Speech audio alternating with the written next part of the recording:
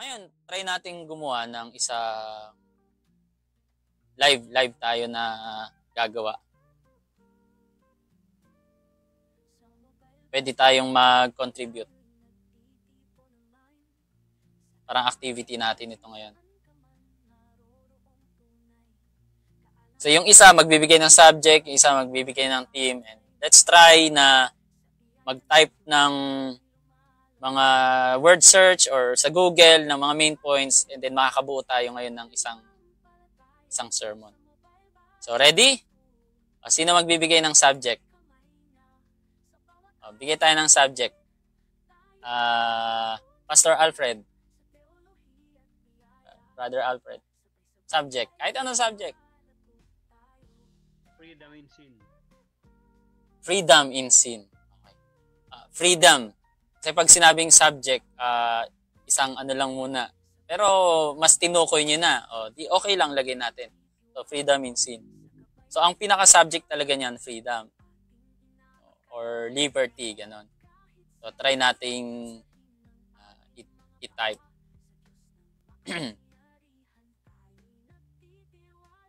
Gagawa tayo ng kopya dito. Freedom in sin. Mas natin yung kulay. So, sa freedom in sin, ito yung ating pinakamagiging subject or text, ganyan.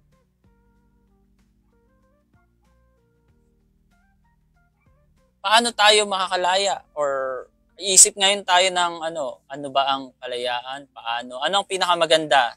So magtatanong ako sa inyo, pili po kayo ng isa. Paano tayo makakalaya sa kasalanan or bakit kailangan nating lumaya sa kasalanan? So pili lang tayo ng isa doon.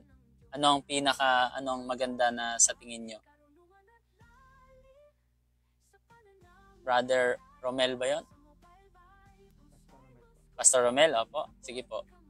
Ano sa dalawa? How o why?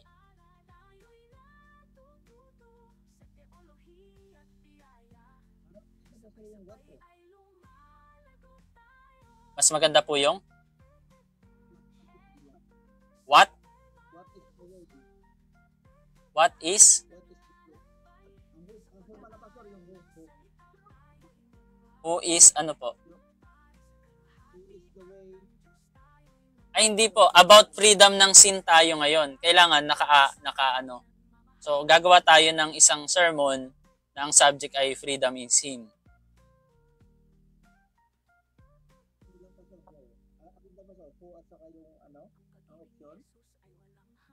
So kailangan natin ng question about freedom in sin.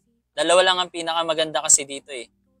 Why to have freedom in sin? O kaya yung how to have freedom. Pili po kayong dalawa dyan. Why or how? How, okay.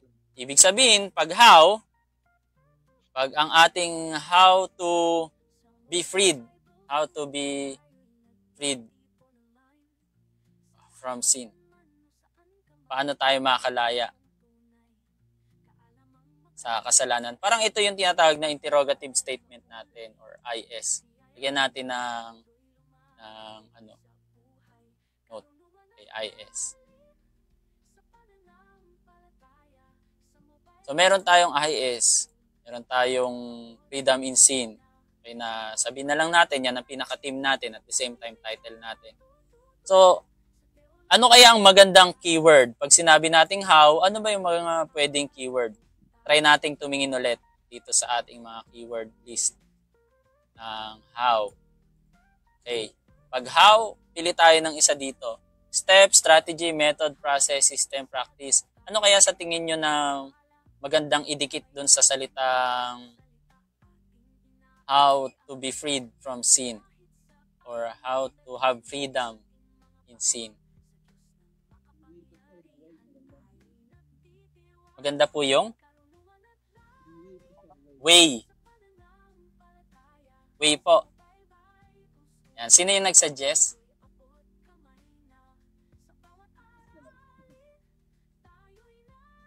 Pastor Wesley? Ay, Pastor Ronel. Ay, tapos na si Pastor Ronel eh. Gusto ko yung iba naman. Si, Pastor Renato, kayong suggest. Pili kayo dito sa how. Step, strategy, method, process, practice, or procedure.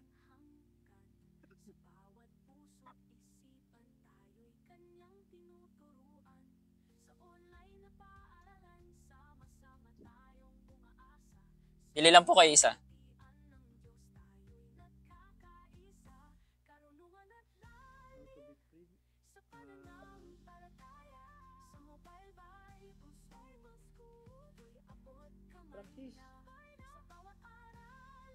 What are the practices? Parang hindi siya anong kailangan nating practice o i-practice? What are how to be freed from sin? Mayroon approach para tayo lumaya. Parang hindi siya pasok. Opo. What is the procedure? Yun! Maganda yon, procedure. Oh, best. What are the procedure?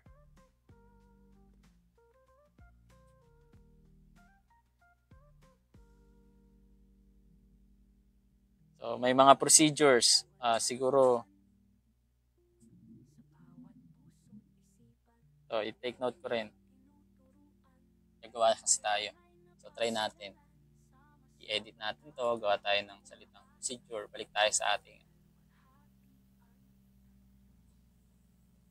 So, yung how to be freed from sin, what are the procedures? Magiging what eh?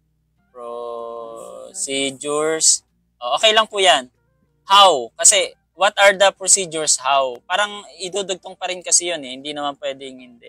Or, pag how is the procedure, ang pangit kasing pakinggan. So, pwede yung may dalawang makikita yung interrogative na pag may how kasi, minsan may kasamang what yun sa umpisa. How to experience freedom from sin. Yan. Mas okay na siya. Gawin natin white.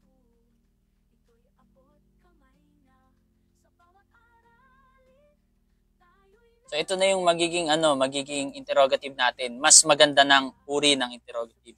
So ang naging functional question natin ay yung how. Okay? Para lumitaw yung keyword na procedures.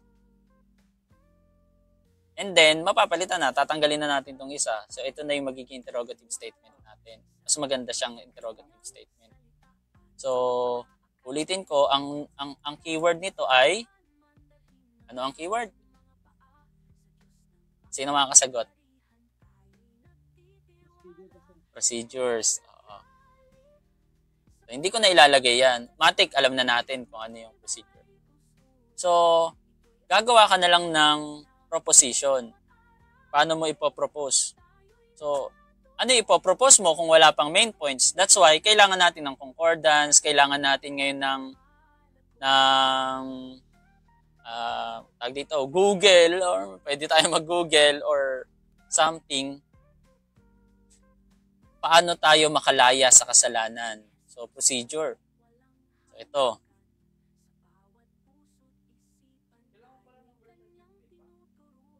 Ito mga procedure natin. Pag sinabi mong procedure, mga steps ito no? First process. Process number 1, halimbawa. Process number 1. I-recognize mo muna yung sin mo.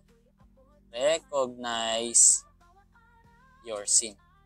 Siyempre, hindi mo alam yung kung saan ka lalaya kung hindi mo nare-recognize kung ano yung kasalanan na kailangan i-deal. So, ganyan. Recognize your sin. Then, ang verse, supporting verse natin ay Romans 3:23.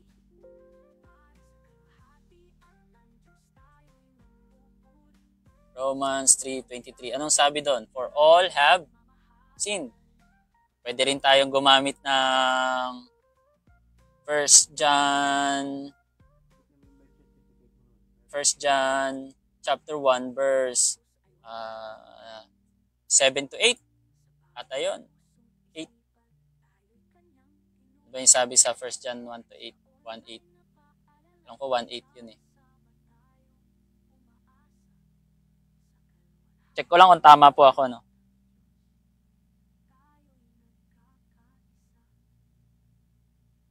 Sabi niya dito, kung sinasabi natin tayo walang kasalanan, dinadaya natin ating sarili. Wala tayo sa katotohanan. So, we have to recognize. Amen. Then, another procedure. Meron tayong verse na sinasabing sa Acts 3:19, repent, therefore, and be converted that your sin may be blotted out. So, paano daw ma-blot out para maka-free tayo sa sin? Repent. So, ilagay natin Acts 3:9. And then, ilagay natin recognize, yung ikalawa, repent. Amen. So, yun yung second process. Meron na tayong second process.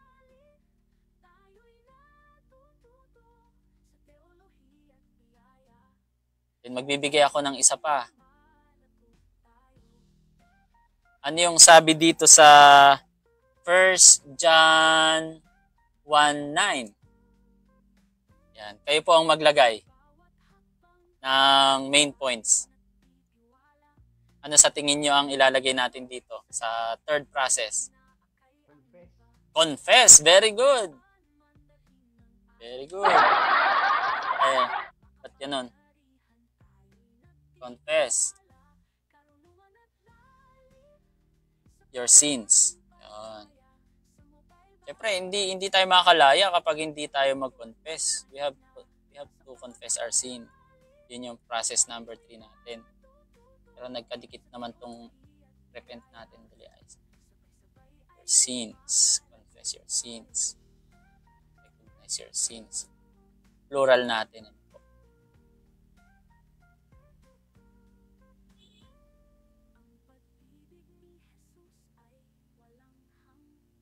Okay, process number 4.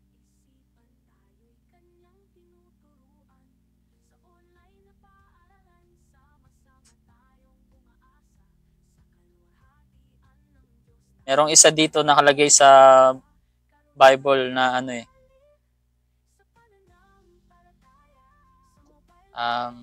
Proverbs 28:13. Pwede rin nakalagay dito na, he that covers sin shall not prosper, but whoso confess and forsake them shall have mercy. Proverbs 28:13, isama natin dito yan. Proverbs 28:13. Yan, napakaganda niyan sa confess. Kapag kinonfess daw natin, may blessing. Process number 4, ang magandang ilagay dito para makalaya tayo sa kasalanan. Yung may sinasabi sa parang kasama na to sa procedure. Psalms 119 verse 1. Psalms 119 verse 11. Yan. Pakibasa nga po anong magandang title na ilagay natin dyan or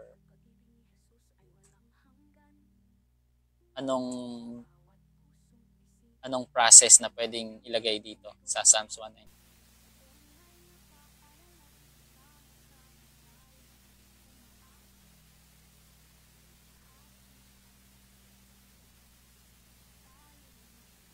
It's all about God's Word.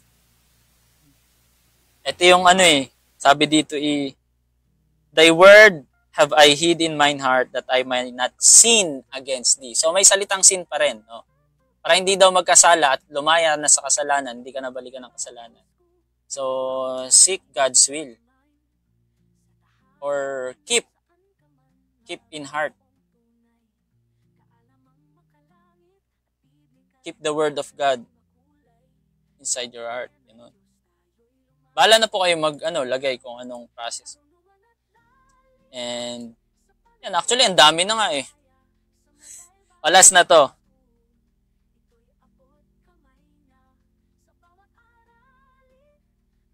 Isama natin yung about confession to ng sin, yung James 5:16. Anong sabi sa James 5:16? Brother Renato, may Bible po ba kayo dyan? Pabasa nga po. Yung James 5:16.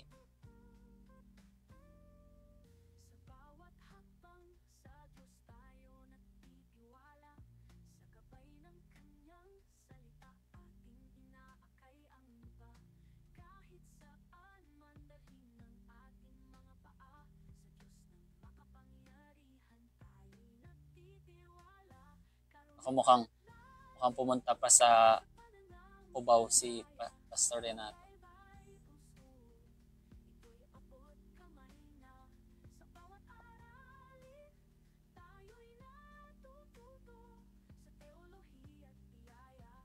Yun. Sige po.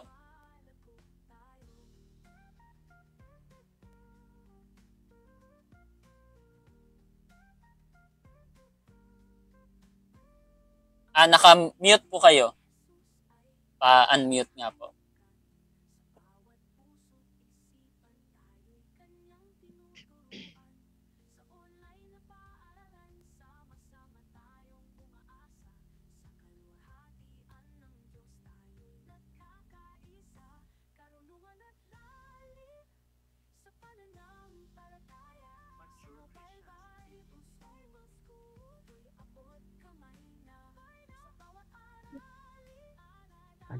.516 ng James. Nakamute po. Nakamute.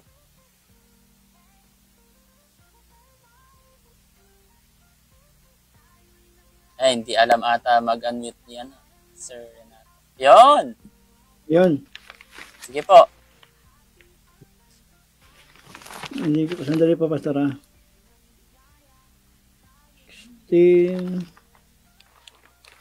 Ano ba yan? Hindi ko makita eh.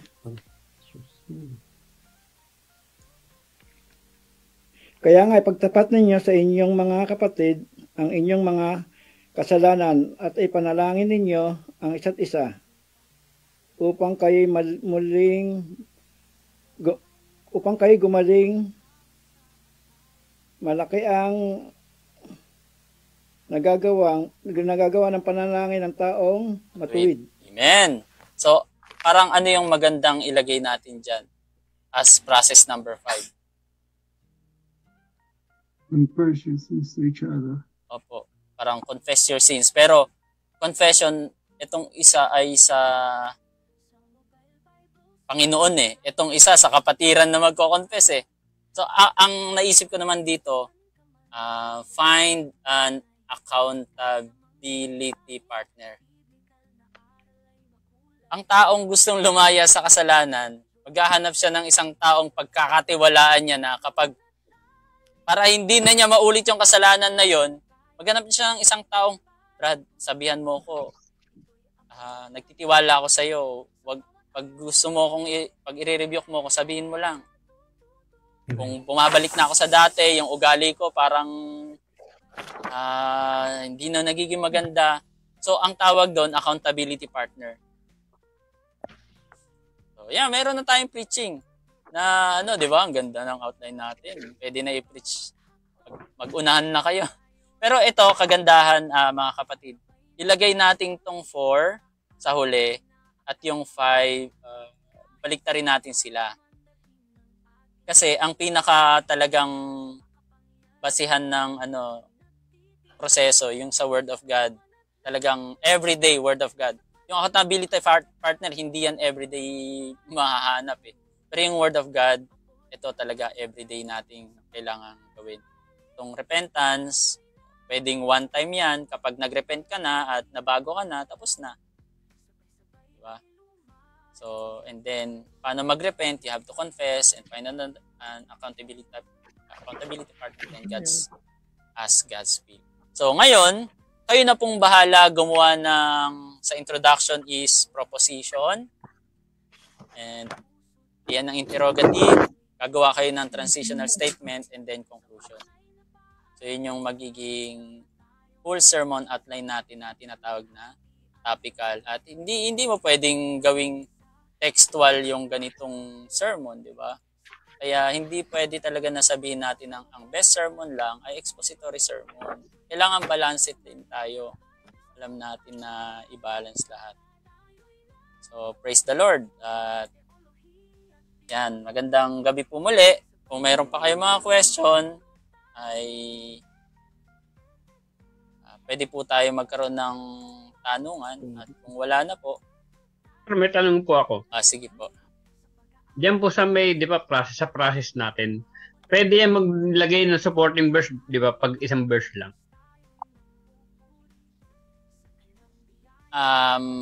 What do you mean isang verse lang? Sa halimbawa, Freedom in Sin, tapos may isang verse lang. Ganun po. Hindi, yung sa process po. Di ba po, nakalagay halimbawa sa process Number number 2, 1. isang number 2 po, isang verse lang. Pwedeng gawing yung dalawa yun, no? Kukuha ng maghahanap po ng supporting verse. Yung repent, kahit 10. Pero syempre, masyado nang hahaba pag lahat ng verse ipapaliwanag nyo. Hindi, dalawa lang po. Gagawin lang po supporting verse. Opo, pwede. Kahit 3, 5, kahit 10 nga po. Okay lang po. Opo, basta pwedeng maglagay ng mga supporting verses na may repent. Basta in connection or coherent siya. Yan. Tama po yun. Pwede pong lagyan. Kasi ang dami talagang ang daming verses na mahanapan ng repent your sins. So, pwede po. Opo. Thank you po.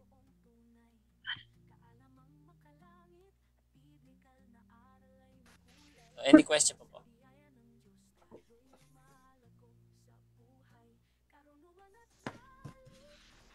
Pastor Rod, after po nang magawa yung main point, Yes, pwede na pong gumawa ng proposition niya na Opo, proposition and conclusion. Conclusion. Opo, yung pinakahuli, conclusion. So, sa introduction, maganda kasi malaman mo muna talaga yung main points before gumawa ng. So, sige, try nyo kung sinong merong proposition na makaisip.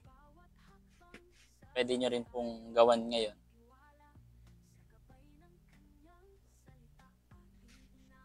Para alam natin kung ano yung proposition na rin. Para proposition. Kumbaga sa thesis, ito yung abstract niya. Paano mo i-lay down yung work.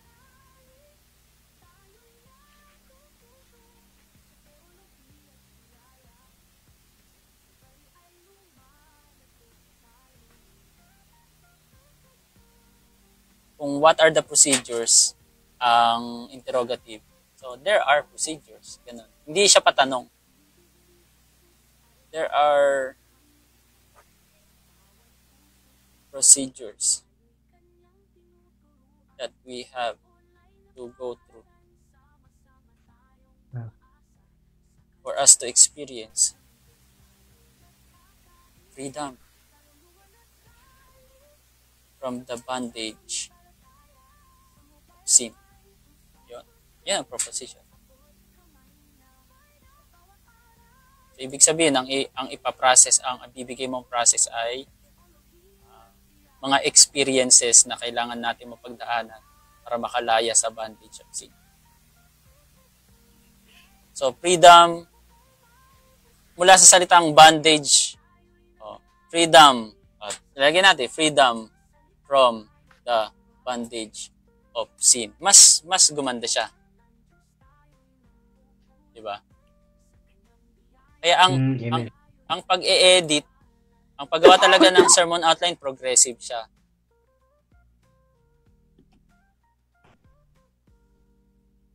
So, madali na lang yung sa transitional statement. Yung transitional statement, narito po ako or I'm here. Ako po ang napili ng Panginoon na mag-share sa inyo. Ganun lang po yun.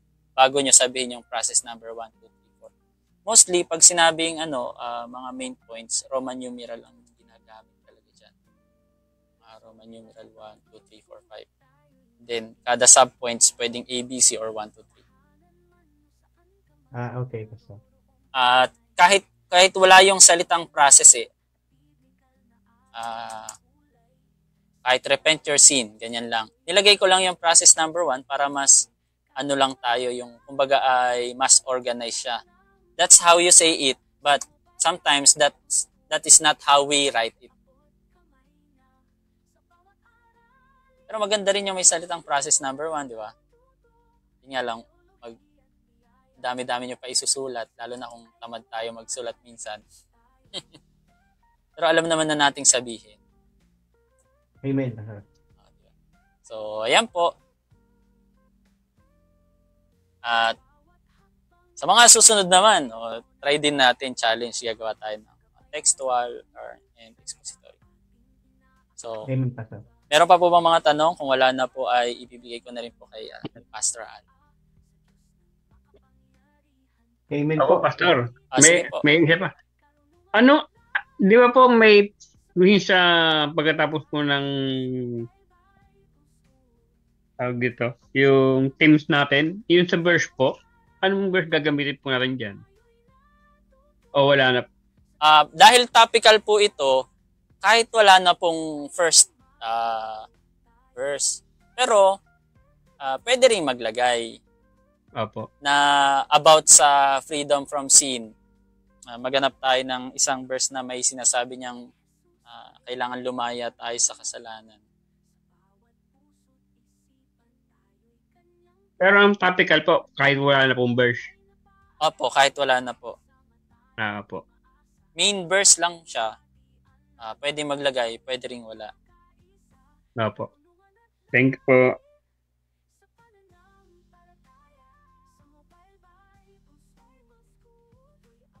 Kung halimbawa, ang tema sa anniversary, ganon, freedom from the bondage of sin. Hindi pwede siyang walang text or supporting verse or main text. Kaya kahit topical ang gawin mo, kailangan mo lagyan ng verse. Romans 6:18. Yan, nakakita ko ng isa. Romans 6:18. Try natin lagyan ng text. Pwede rin pong lagyan ng text. Pero pag may text kasi kadalasan, textual po yun. Papaliwanag ngayon niya yung text na binanggit niya. Or, pag topical naman, hindi na niya i-expound masyado yung text na una niyang binanggit.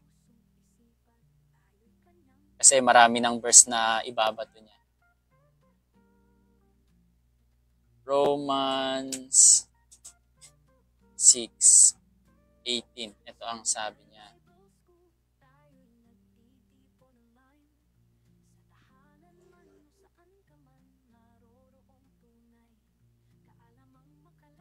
Being then made free from sin, you became the servants of righteousness. Di ba? Saktong-sakto. Pero kapag ito ang pinaliwanag natin, mula dito yung mga verses, how did we made free? And then, what are the cause from freedom from sin? Pag na-free tayo, magiging servant tayo ni Lord. Servant na anong character? Righteousness or righteous in front of God. So, kumbaga, kung ito ang i-expose natin, at yun dito manggagaling yung mga main points natin, magiging textual po siya. So, ang kaibahan ng topical, ganito. Kada isang point, isang topic, at isang support o isang verses to support the process. So, nawa naintindihan po ba natin? Nawa naintindihan po natin. Amen po. Amen, Pastor. Amen. Sige po, question pa po kayo. Kung saan medyo magulo or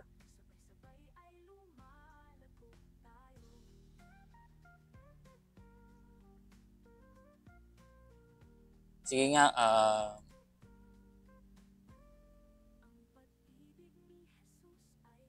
Brother Rogelio, try nyo nga pong gumawa ng isang transitional speech statement.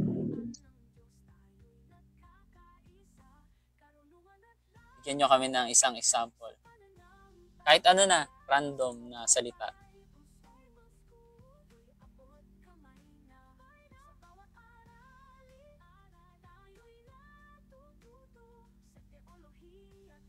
Tingnan natin kung naintindihan nyo po yung transitional. Yung proposition, madali lang naman yun. Actually, pinakamadali ang transitional statement.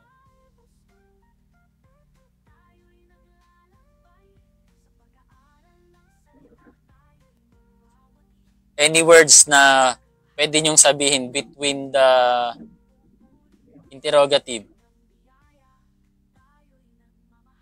para i-show nyo yung presence nyo, ganyan.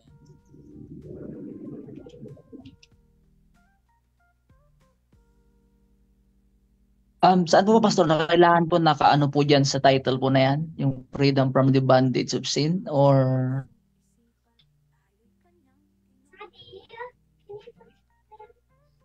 ang transitional statement ay pwede rin pong mabanggit itong mga freedom from the bondage of sin. Pero more on, more on catching their presence. After introducing after saying some introductions to propose your thesis or preaching, and then you have to catch them, you have to gather them, kailangan makuha niya attention nila. So, kailangan yung magkaroon ng transitional. So, yun yung mga salitang, ready na po ba kayo malaman kung ano ang 5 proseso? Yan, transitional lang tawag doon. Ganun po ang mga transitional. Kasi may mga preacher din na after nilang sabihin, ano-ano ang mga procedure para tayo ay maka-experience ng kalayaan sa kasalanan. Procedure number 1. O, di ba walang transition? Kumbaga sa Ilocano, kinigtot na lang nila, binigla na lang niya na ilatag na walang ano-ano. So, may art din kasi ng speech na kailangan may magandang transition para hindi biglaan. Yung ibang sinasabi na, sit back and relax. Ganon. That is called transition. Try nyo nga pong magbigay ng transition. Kahit anong maisip. Amen po. Ang dami ko nang nasabi, kayahin nyo na lang. There are 5 procedures how to experience freedom from sin. Proposition yun. A proposition po ba yan? Opo. So after ng proposition, magtatanong kayo, and then after ng tanong, ilalatag nyo na yung 5 points nyo, pero may something kayong dapat sabihin. Pastor, yung handa na ba kayong lumaya sa kasalanan? Yun! Ganon! Oo. Kahit sabihin mong tanong yon, that is a transitional statement. Kahit patanong siya. Transitional statement din yon. Kumbaga, kinukuha niyo yung attention nila, kailangan nilang ma-prepare bago mo banggitin yung 5 points. Any statement na magbibigay sa'yo ng authority, bakit ka nag-i-speech, bakit ikaw ang pinili ng Lord, bakit ikaw, anong karapatan mong mag-share ng 5 puntos na yan, di ba? So, hindi po ako matuwid na tao. Ako rin po ay, ngunit akong pinili ng Panginoon para may dating.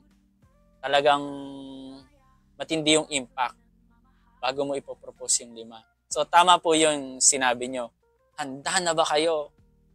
So, pagkasabi mong handa na ba kayo, are you ready? And then, sabihin nyo rin na I'm here. Palagi nyong I am here. O, let me share. Or God called me to preach. Yun yung pagpaparamdam nyo ng presence. Yan yung mga pwede nating maging first ng transition.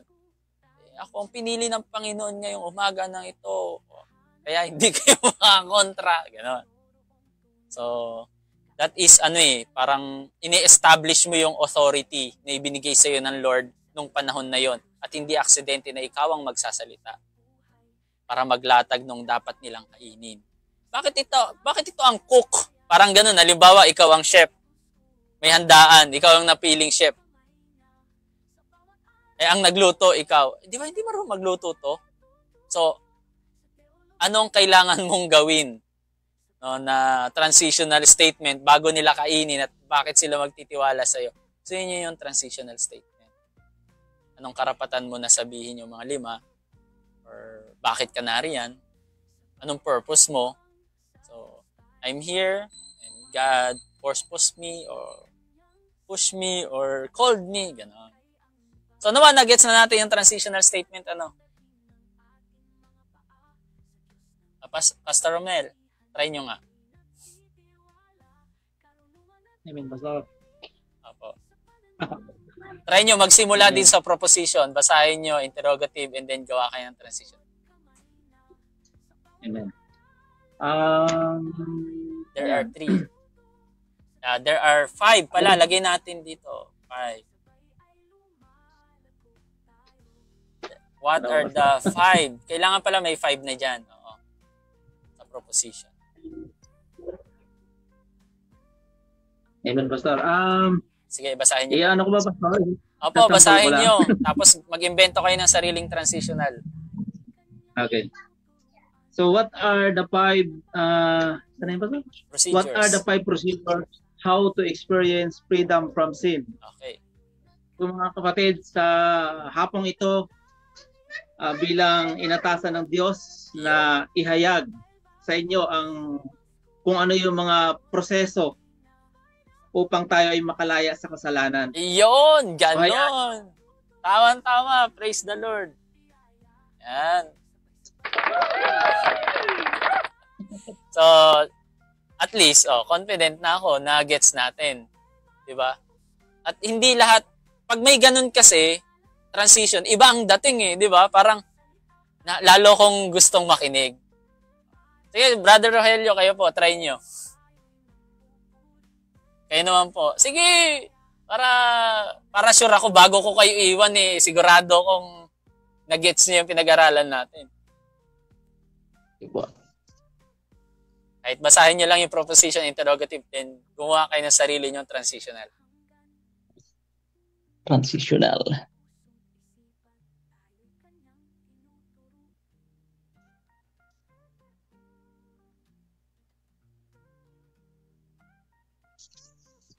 Okay po. Sige po.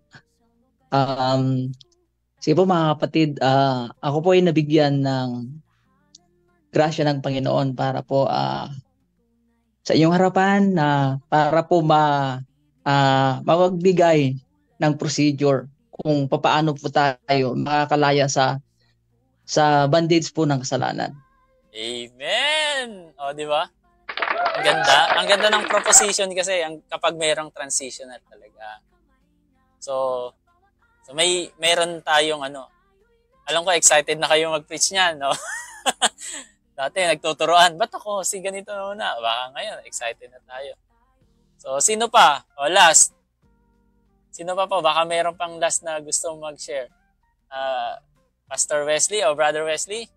Try nyo nga po. Amen, Pas. Magandang hapon Si po sa Brother inyo Alfred lahat. next. Andito po ako na inatasan ng Panginoon upang magbahagi ng 5 procedure, na 5 procedure kung paano tayo makakalaya sa kasalanan. Amen. Sige, okay lang po. Opo. Parang napapaamin na ako. Parang ready na akong sabihin. Ay, kainin yung putahin na niluto nyo. Sige pa, si Brother Alfred po. Amen po. Mga kapatid, magandang gabi. Ako ay ginawan daluyan ng salita ng Panginoon upang ihayag yung procedure kung paano tayo makakalaya sa kasalanan. Amen. O, di ba? Daluyan. Yun. Magaganda kasing talagang channel lang talaga. So, sige po. Meron pa isa si Brother na rin. Renato.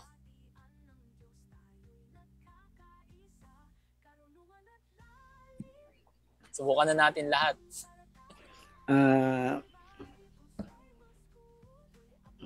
Mga kapatid, narito po ang mensaheng binigay sa akin ni Lord. Narito po ang 5 procedure para sa ating para po tayo makalaya sa ating mga kasalanan. Ayun. And then, unang procedure. Ayun, tama. Very good. At si Brother Michael. HP nakalagay kasi eh. HP sasabihin ko na naman. Ayun po, Pastor. Sige po. Ako po ay nagagalak na ibahagi sa inyo yung 5 procedure ng kung paano tayo makalaya sa kasalanan. Yun, tama po. Praise the Lord. And last, si Pastor Romel. in nature. Tapos na yata ako, Pastor, ah. Tapos na? Natapos na pala yung yung sa inyo yung transitional? Apo. Okay. Apo, Sorry. Pastor. Favorite ko kayo eh. So, Thank you, Pastor. ayan. So, wala na. Siguro na i-share na natin lahat. So, kung meron pa kayong question, bahala po kayo. Kung wala na, binibigay ko na po at binabalik ang panahon kay Pastor Al.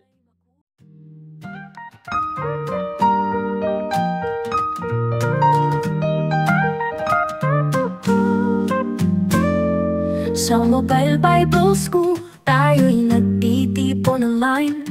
Sa tahanan man o saan ka man, naroroong tunay. Kaalamang makalangit at biblikal na aral ay makulay. Sa biyaya ng Diyos tayo'y lumalago sa buhay. Karunungan at lalim sa pananampalataya. Sa Mobile Bible School, ito'y abot kamay na. Sa bawat aralin, tayo'y natututo sa teolohiya at biyaya. Sabay-sabay ay lumalago tayo.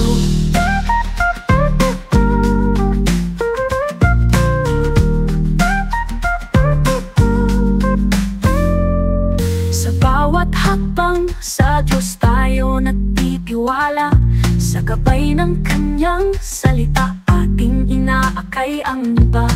Kahit saan man dalhin ng ating mga paa, sa Diyos na makapangyarihan tayo'y nagtitiwala. Karunungan at lalim sa pananampalataya. Sa Mobile Bible School, ito'y abot kamay na. Sa bawat aralin, tayo'y natututo sa teolohiya at biyaya.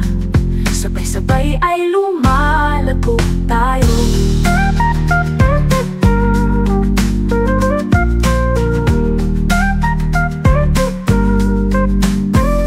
Ang pag-ibig ni Jesus ay walang hanggan.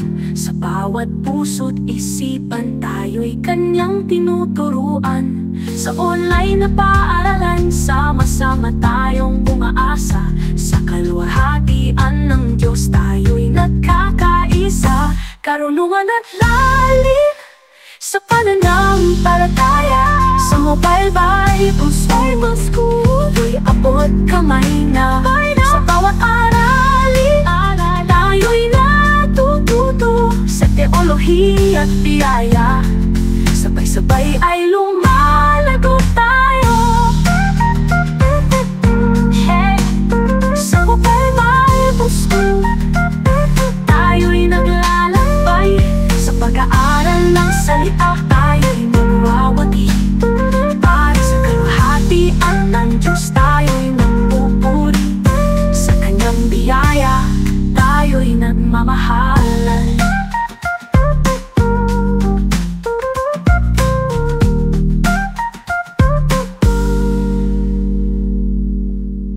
Pag-ibig ni Jesus ay walang hanggan. Sa bawat puso't isipan, tayo'y Kanyang tinuturuan. Sa online na paaralan, sama-sama tayong umaasa. Sa kaluwalhatian ng Diyos, tayo'y nagkakaisa.